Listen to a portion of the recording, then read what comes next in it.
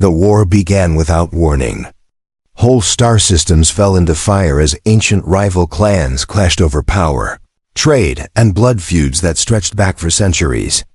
In the middle of it all was a single human soldier, far from home, whose shuttle was torn apart by crossfire and thrown into the skies of a world no map had marked.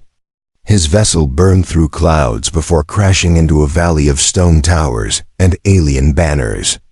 He should have died on impact, but fate had other plans. The human stumbled from the wreckage, body bruised and breath ragged.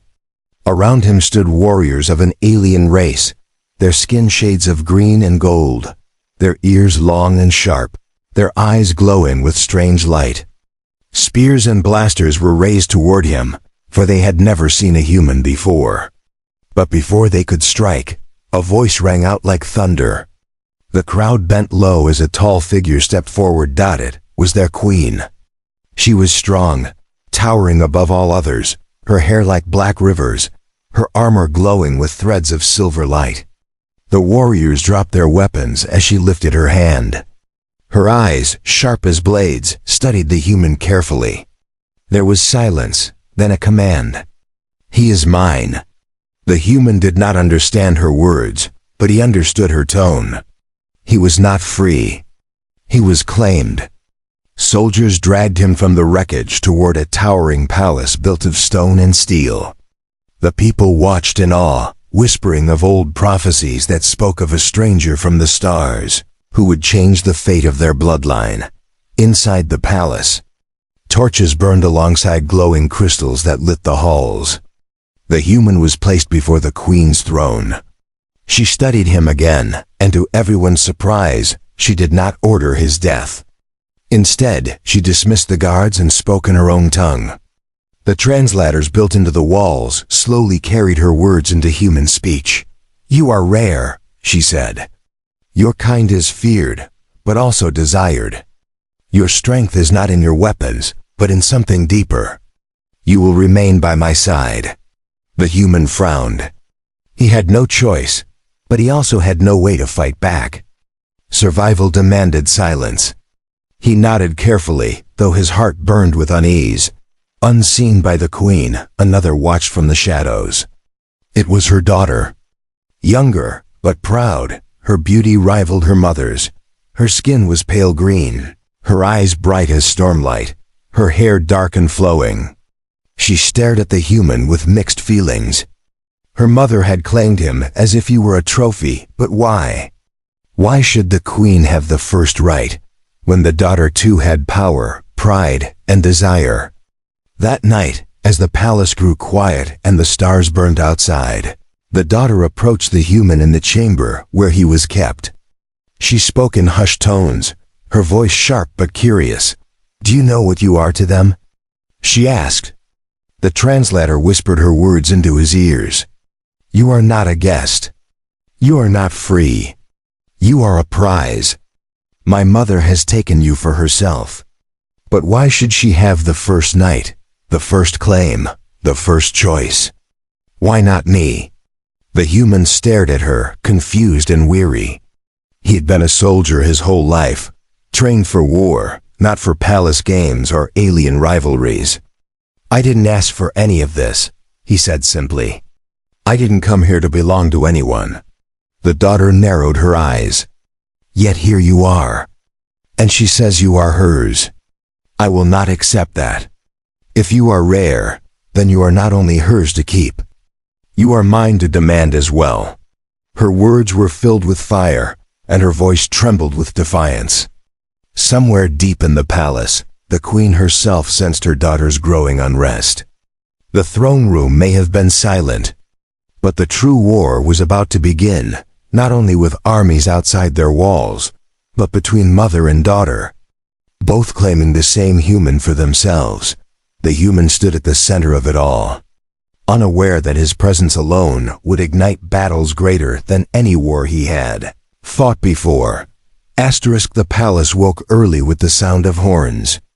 The people gathered in the grand court where banners swayed and torches burned bright. The queen stood at the center, her presence like fire. She raised her hand and silence fell. At her side stood the human, clothed now in simple garments offered by her servants. He looked out at the crowd, feeling their eyes burn into him. "This man," the queen declared, her voice echoing through the stone walls, "is mine. He is under my protection. No hand may touch him unless I command it." The crowd bowed low, fearful of her wrath. Yet even in their silence, whispers spread. They had seen humans only in tales, stories passed down from elders about beings who fought with spirit alone, who could not be broken by pain or fear. The queen had taken him as her own, and no one dared question it aloud. No one except her daughter. She stood among the court, her eyes sharp and restless. Every word her mother spoke pressed like a weight on her chest. Why must the queen have him first? Why should her mother always stand above, always claim the greatest prize? The daughter's jaw tightened as she kept her silence, but her heart burned. Later, when the court dispersed, the daughter found her chance. She slipped into the human's chamber, the same chamber where she had spoken to him the night before. He sat on the edge of the bed, staring out at the city through the high windows. He looked lost, but not broken. "You heard her," the daughter said sharply. "She speaks as if you belong to her, as if you are nothing more than a jewel to wear." The human turned slowly to face her. "I heard, but I don't belong to anyone." Her expression shifted. Anger and curiosity danced in her eyes. "Then why do you not fight? Why do you stand at her side and let her speak as if you are hers?" The human sighed. "Because fighting here would mean death, and I am not ready to die. Not yet." His words struck her in an unexpected way. He did not sound weak. He did not sound like a prisoner begging for freedom. He sounded calm, steady, and strangely certain. The daughter, raised among warriors who shouted and threatened, found herself disarmed by his quiet strength. "You speak as if you have a choice," she whispered. "But you don't. She has already chosen for you." "Maybe," he said. "But choice is more than what someone gives you. It's also what you believe in." The daughter stared at him, her thoughts tangled. She had wanted to see him as a prize to be taken from her mother, a token of victory in their private war. But the way he spoke, the way he carried himself without fear, made her see something else. He was not just a possession. He was something more. Her voice softened, though she fought to keep her pride. "You should know, my mother will not let you go. And I will not stand by quietly either. If she thinks she can keep you all for herself, she is wrong." The human gave a faint smile, though his eyes were tired. "Sounds like I've landed in the middle of more trouble than I expected." "You don't understand," the daughter pressed. "Our people believe in strength. Whoever controls you, controls the prophecy. If she keeps you, it means her reign continues unchallenged. But if I take you, then I can prove myself worthy." He shook his head. "I'm not here to prove your worth." Or hers. The words lingered between them, heavy as stone. The daughter clenched her fists, torn between anger and admiration. No one had ever spoken so boldly to her, not even the commanders of her mother's armies. This human, fragile in body compared to her people, stood with a courage she could not ignore. When she left his chamber, her thoughts were storming. She could not bear the idea of her mother keeping him as her prize. She would not accept it. The court may bow to the queen, but she would not. Not this time. The human, left alone, leaned back and closed his eyes. He had survived battles, blood, and fire. But this was a different war entirely, one he had no weapon for, yet could not escape. He did not yet know that his silence, his calm defiance, was already changing the hearts of those who watched him. Somewhere deep in the palace halls, the queen herself was watching closely. She saw the growing fire in her daughter's eyes and felt the tension building like a storm. The human was no longer just a survivor. He was the prize both mother and daughter would fight to possess, and the palace itself seemed to tremble at what was to come. The queen's court gathered once more beneath the towering crystal lights of the throne room. Warriors, nobles, and advisors lined the hall as the queen entered in her armor, tall and unyielding, her presence commanding silence. Beside her, as always, stood the human. His posture was calm, his eyes steady, though he felt the weight of 1,000 stares pressed down on him. The queen spoke of war, of enemies gathering at their borders, of alliances and strength. Her voice was iron, her will unshakable. But while she spoke, her daughter stood among the crowd, her heart pounding. Every word reminded her of the injustice she carried inside. The human stood at her mother's side as though he belonged there. Why should her mother claim him as if the daughter had no voice, no right? When the queen finished, silence fell. The people bowed. And then, breaking all custom, the daughter stepped forward. Her voice cut through the hall. "Why should you keep him all for yourself?" The court froze. Gasps rippled through the chamber. Never had anyone spoken against the queen so boldly, not even her most trusted generals. The queen's eyes narrowed. "Daughter, you speak out of turn." But the daughter did not stop. Her chin lifted, her eyes flashing with pride. "He is no jewel for you to wear. He is no trophy to hide behind your throne. If he is rare, if he carries the strength our people whisper of, then why should you have the first claim? Why not me?" Whispers grew louder, shocked voices carrying across the chamber. The queen's grip tightened on her throne, her power crackling in the air. But before she could strike her daughter down, the human stepped forward. His voice was calm but carried weight, as if he understood that silence would only feed the fire. "Stop fighting over me," he said. The translator spread his words across the hall, echoing through the crowd. "I am not a prize. I am not here to be owned. Your enemies gather outside these walls, and you waste your strength on who will keep me first. Do you not see what danger you invite?"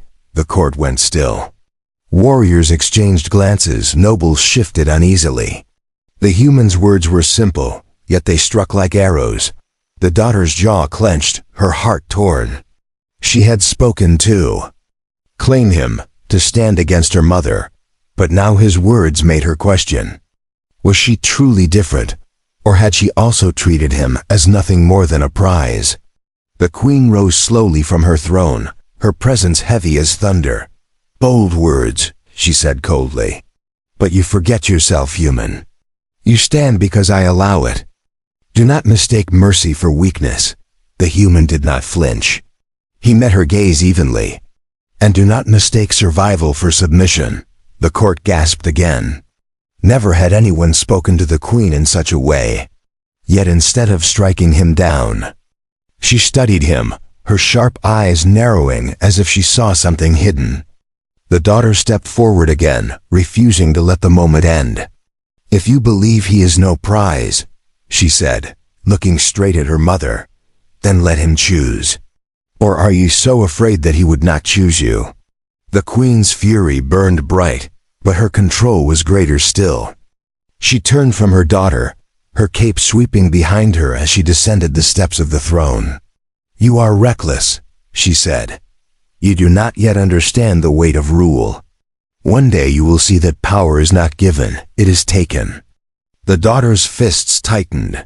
She felt the sting of her mother's words, but she also felt something else, defiance growing stronger, like fire that could not be smothered. That night, in the quiet of the palace, she found the human once more.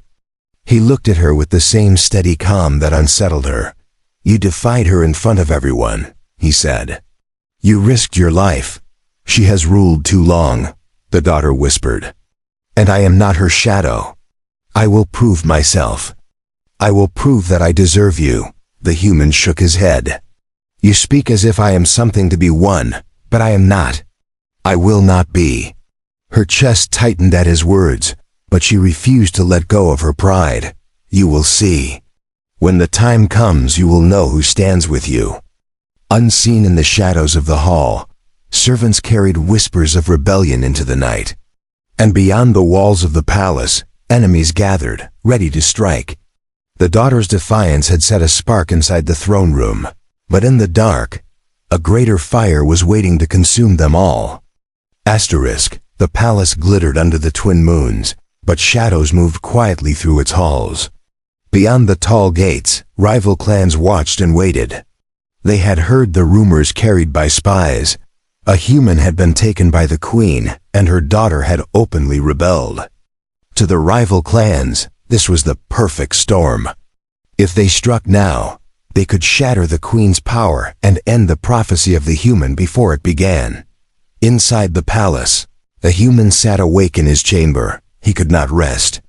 The queen's cold gaze and the daughter's fiery challenge haunted his thoughts. He felt like a spark caught between two storms, and outside he could sense danger pressing closer.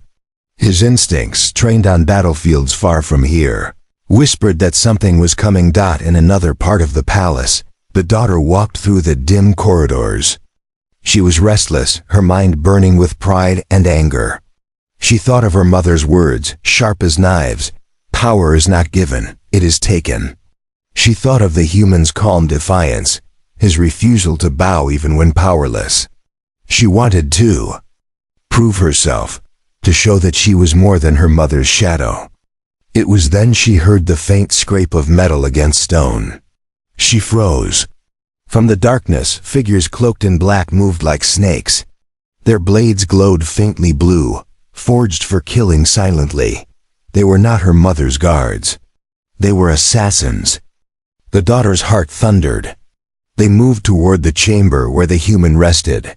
She felt her pride pulling one way. Let them kill him, and her mother's claim would die with him. But something inside her fought against it. He had looked at her without fear, spoken to her without bowing. No one had ever done that. To let him die would be to admit she was nothing more than envy.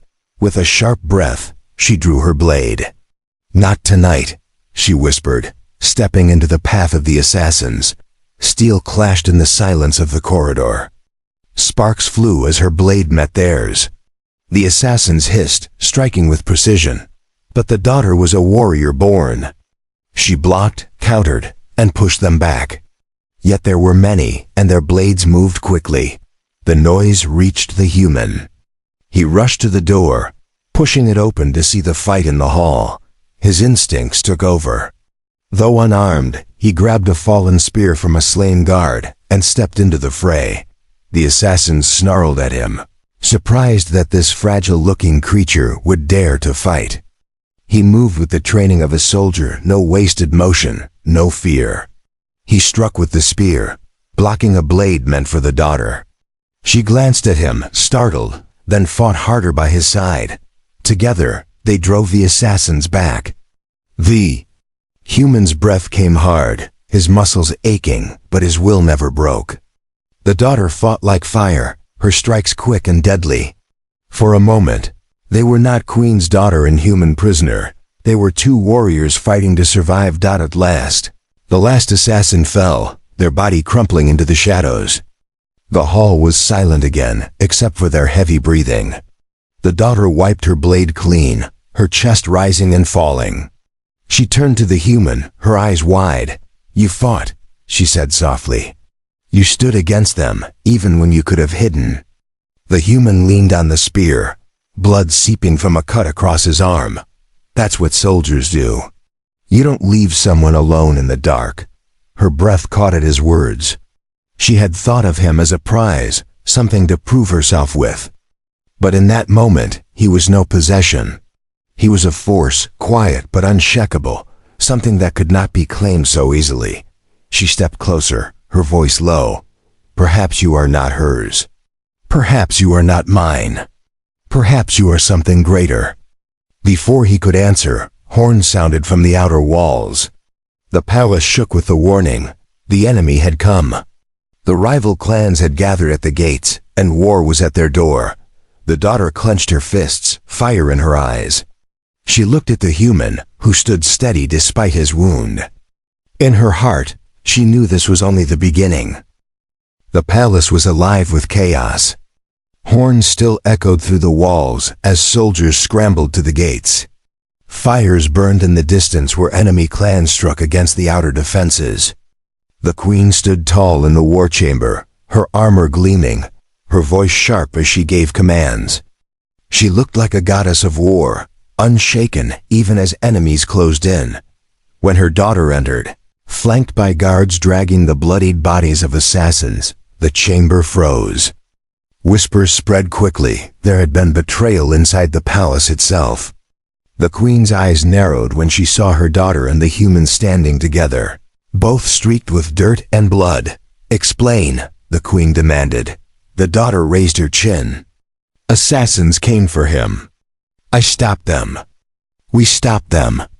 The queen's gaze shifted to the human. He met her stare without fear. She could see the wound on his arm, the determination still burning in his eyes. For the first time, she realized he was not simply surviving, he was choosing to stand. The daughter stepped forward, her voice trembling but strong. "You speak of him as yours. But he fought with me.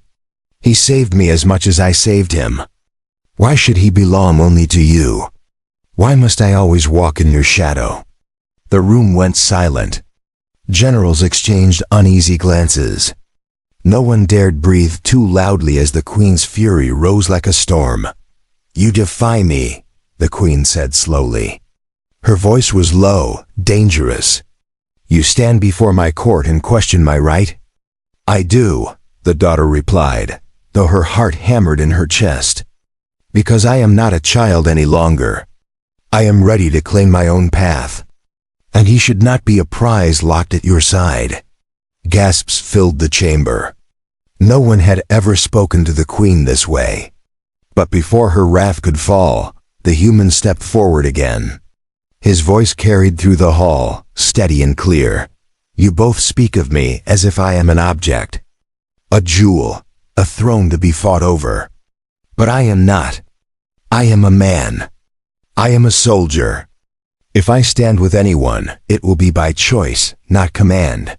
The words struck harder than any blade. Warriors who had lived their whole lives under orders glanced at one another, shaken by the simplicity of his defiance. The queen's face darkened, but there was something else in her eyes, a shadow of doubt.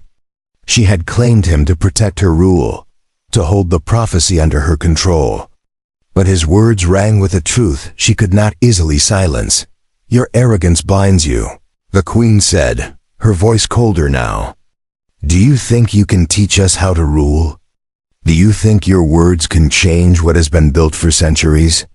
The human did not back down. "Maybe not. But I know one thing: strength is not in chains. It's in the choice to fight together, not to own each other." The daughter's eyes shone as she listened. For the first time she saw her mother falter, even if only for a breath.